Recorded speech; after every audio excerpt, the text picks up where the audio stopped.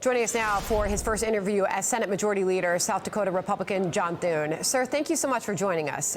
First off, good morning, Sandra. Your thoughts on all of this and what answers you are demanding at this moment.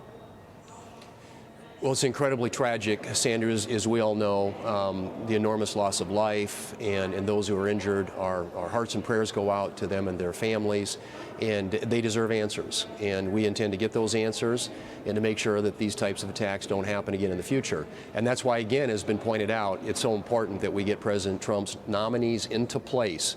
These are key national security nominees, and when you've got people who are inspired by terrorist organizations like ISIS in this country to do these types of things, we've got to figure this out so that we can prevent these types of tragic attacks from happening in the future. Knowing that we were already seeing an elevated terror threat, as Christopher Wray clearly detailed in a hearing in Washington in March, I put this question to Secretary Mayorkas last night. Listen.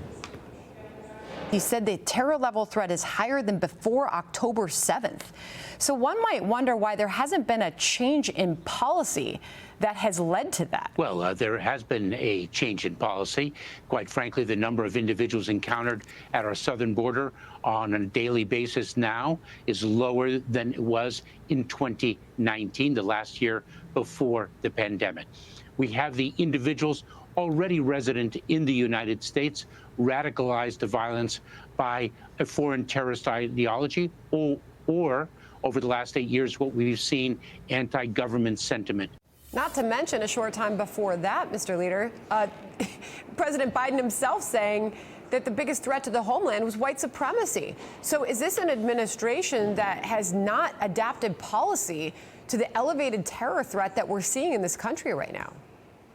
Sandra, they are completely out of step with reality and have been for a long time, which is why we so desperately need President Trump and his team to get in place on January 20th. These guys have just completely missed the boat, and it's too little too late. They said that they responded. They didn't. This could have been fixed a long time ago. The incentive structure at the southern border has been for some time now. Just come across the border, and we will wave you in. And we've seen the results of that. We've seen crime in our cities. We've seen the threat of terrorism in this country because of terrorists who are getting across the border. Some apprehended, but who knows how many getting across the border. But we know that this is a portal for a lot of bad things. The southern border has to be secured. That's got to be job one for the new administration and for this Congress. We will work with the president and his team to make sure that it is. Your colleague in the Senate, Tom Cotton, detailed what he sees as the ISIS threats today. Listen here. The Biden administration for 4 years has stuck its head in the sand to the threat of Islamic terrorism. With the FBI, they've had time to chase down every grandma in a red MAGA hat who attended President Trump's rally at the Ellipse 4 years ago on Monday, or to target parents who go to school boards or traditional Catholics or pro-life protesters. I know you're going to be speaking on the Senate floor later this afternoon as the Senate convenes the 119th Congress. Receiving just some of the excerpts of your speech, Mr. Leader, I see that you are going to say what you see as providing for our nation's defense in an increasingly unstable world.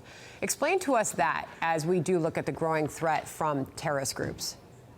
It is a dangerous world, Sandra, and it's become increasingly dangerous as a result of failed policies of the Biden-Harris administration and a lack of strength projected on the global stage. As a result of that, you see what's happening in the Indo-Pacific, you see it in the Middle East, you obviously see it at our southern border. These are all examples of failures of policy by this current administration and why we so desperately need the Trump administration to come in and project strength on the world stage, where people again respect the United States and understand what is at stake when it comes to America's national security interests. Which is why it's yes, we're going to be working.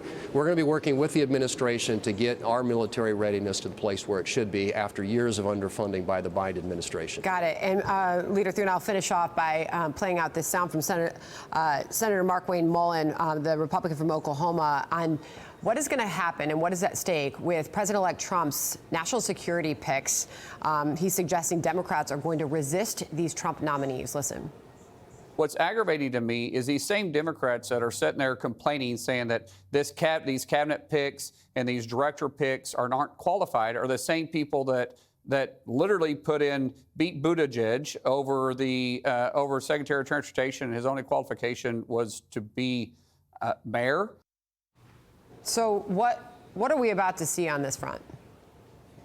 Well, the president's put forward a number of nominees in a lot of these key positions, and we're going to do everything we can here in the Senate. We have the advice and consent role here in the United States Senate. We will perform that. We will have these hearings, allow people to ask questions, and then we will move very quickly to see that President Trump has his team in place, and especially, Sandra, in those key national security positions as we look and see what happened just the last couple of days here in this country, and as we see what's happening in an increasingly dangerous world. Are you getting the sense that there will be big resistance put up by some of these Democrats?